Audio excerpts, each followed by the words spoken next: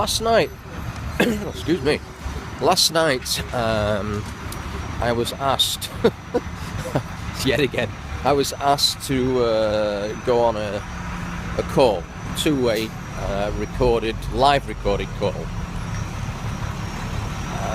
by my good friend. And as usual with any of these calls, any of these interviews, or even this thing I'm doing right now, these videos, I have no prep, I have no script, I have no practice. I just run with it. So last night all I knew was the subject, and it was based around, a bunch of people I work with hit billionaire status. If they didn't, it's as near as makes no difference. They generally don't discuss money. They all started from zero, and the call last night was about, secrets of billionaires, and call it what you want, but there are no secrets. But what I recall is of some of these people. One of them, the one that owns, I think it's the third largest private villa in the Caribbean. She asked to use my couch rather than spend money on a hotel room in Montreal. Another one that sold a 3-year-old startup for $752 million, and I believe owns the largest private jet in Canada. Started by loading trucks in Canadian winters, much worse than this. And I recall at one point sold his Mercedes convertible to raise some cash and use public transport or taxis, whatever it was, cabs, I can't remember. And another one, his dream car for years was a Porsche 928. And when he got one, I think when he finally gave it away to a mechanic, I think he had it was either 200,000 or 300,000 miles on it. It was just a wreck. But he didn't keep upgrading his cars. So what's the lesson? These guys obviously set out with the end in mind. So why am I not a billionaire? I'll tell you right now.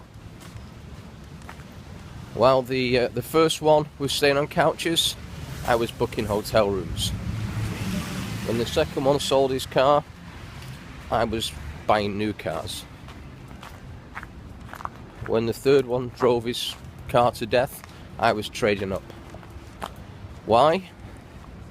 I was more concerned about proving it back then, and no one on that list came from anything fiscally. I was more concerned about proving it back then, because I thought I had something to prove. Now I don't give a crap, because I understand now a lesson that those guys got years ago. Okay, now they can do what they want. I was spending it while they were not spending it. Now, I'm not talking about being completely frugal and not spending a cent. Believe me, I've been out with these guys a few times and, had a blast, had a good time, not held back on certain things. So, I truly believe in rewarding yourself. So, if rewarding yourself is a good bottle of wine, or a vacation, or something, do it. However, that's rewarding yourself.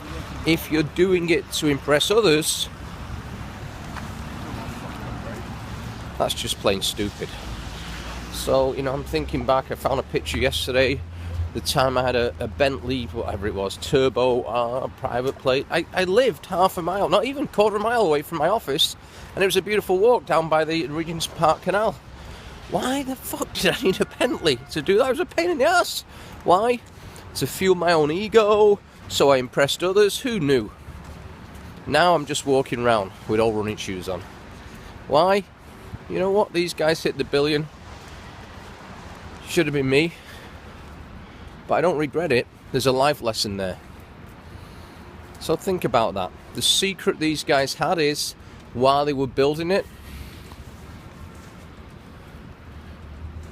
their intent was to build it to a certain point, not just to live it every single day. So think about this. How much crap do we actually buy that's stopping us get where we want to be? Guys, from beautiful Spanish Harlem Have a wonderful day. You want to work with me? Work with therealtonycohen.com. Have a great one.